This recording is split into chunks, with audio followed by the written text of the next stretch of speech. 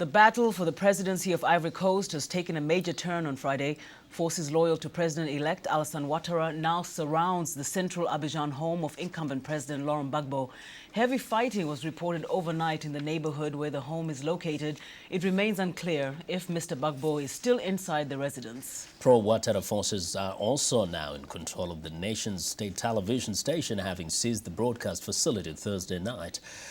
Previously, loyal forces to Mr. Gbagbo have relinquished control of Abidjan's airport to United Nations peacekeepers, and Gbagbo's army chief of staff has reportedly sought refuge at the home of the South African ambassador.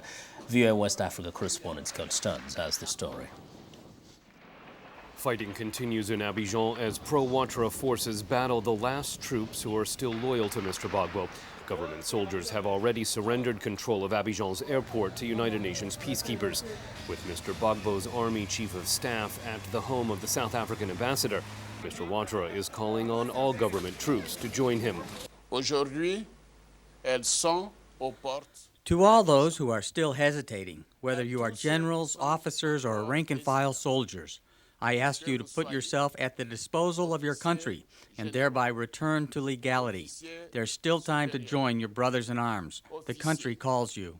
Thousands of supporters in the capital Yamoussoukro celebrated the advance of pro-Ouattara fighters as this 4-month political crisis looks to be nearing an end. When African Union and West African mediators failed to convince Mr. Gbagbo to give up power peacefully, pro-Ouattara forces moved quickly through provinces near the border with Liberia, capturing the port of San Pedro and taking charge of areas along the border with Ghana. Ouattara Prime Minister and former rebel leader Guillaume Soro says those who once backed Mr. Gbagbo have nothing to fear from the new government. The orders of our forces are clear. They are not to shoot policemen, gendarmes, and not the army either.